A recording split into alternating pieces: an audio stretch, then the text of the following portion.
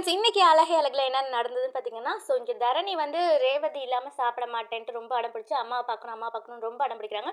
தங்கராஜ் வந்து சொல்லிக் குடுக்குறாரு. "நீ வீட்டுக்கு போயிட்டு அம்மாவ பார்த்து கட்டிப்புடிச்சு அழுது, அம்மாம்மா நீ என் கூடவே வீட்டுக்கு வந்துரும்மா. நீ இல்லாம நான் சாப்பிட மாட்டேன், தூங்க மாட்டேன். நீ வந்தே ஆகணும்" அப்படின்னு அடம் பிடிச்சு அழுது அப்படின்ட்டு நல்லா சொல்லிக் குடுக்குறாரு.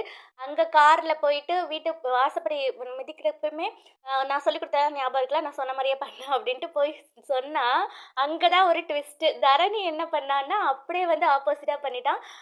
தரணிய பார்த்தோன்னே ஆக்சுவலா இங்க இங்க வந்து சாப்பாடு ஊட்டி தரணி பார்க்கறதுக்கு முன்னாடியுமே இங்க எல்லாரும் சாப்பிட்டுட்டு இருக்காங்க. இங்க பாக்கியராஜ் பொண்ணுக்கு வந்து இவங்க ரேவதி ஊட்டி விட்டுட்டு இருக்கப்ப, அந்த பொண்ணு வந்து கேட்குது, "தரணி எப்ப அத்த வருவான்?" அப்படின்னோனே, அப்ப இவங்களுக்கு அவன் ஞாபகம் வந்து அவன பத்தி புலம்பிட்டு இருக்காங்க. அவன்கிட்ட பேசவும் முடியல. ஏன்னா பேசினா மாமியார்கிட்டயும், புருஷன்ட்ட தான் ஃபோன் இருக்கு. பேசவும் முடியல, பார்க்கவும் முடியல. என்ன பண்றானோ, சாப்பிட்டானோ அப்படின்ட்டு புலம்பிட்டு இருக்கப்பயே வந்து இவர் வராரு. தரணியும் எங்க அம்மா இருக்காங்கன்னு தேடுறான். இவங்க ஓடி போய் அவன கட்டிப்பிடிச்சிடுறாங்க. தரணி வந்து செம்ம ட்விஸ்ட் அடிச்சான். "அம்மா நான் இங்கேயே இருந்துடுறேன்ம்மா. ஏம்மா என்னைய விட்டுட்டு போன? நான் உன் கூடவே இருக்கேன்ம்மா" அப்படின்ட்டு. அவனே தங்கராஜுக்கு ஷாக்கு. என்னடா இது சொல்லிக் குடுத்ததெல்லாம் அப்படியே ஆப்போசிட்டா சொல்றானே அப்படின்ட்டு.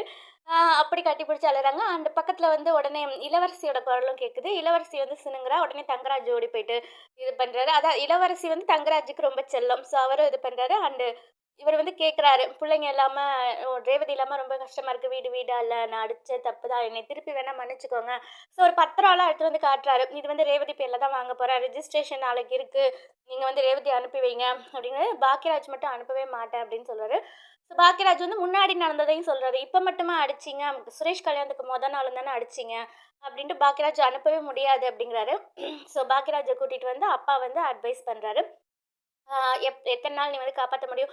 அவங்க வசதியா வாழ்ந்துட்டாங்க பிள்ளைங்க. அவங்கள வசதியா நீ பார்த்துக்க முடியாது. 3 பிள்ளைங்களையும் நீ படிக்க வைக்கணும். அக்கம் பக்கத்துல என்ன சொல்வாங்க? அந்த வீட்ல தங்குறதுக்கு ரூமு கூட இல்ல. அப்படி இப்படின்ட்டு எல்லாத்தையும் பேசிட்டு இருக்காரு. கன்வின்ஸ் பண்ணி அனுப்பி வச்சுருவாங்கன்னு தான் எனக்கு தோணுது.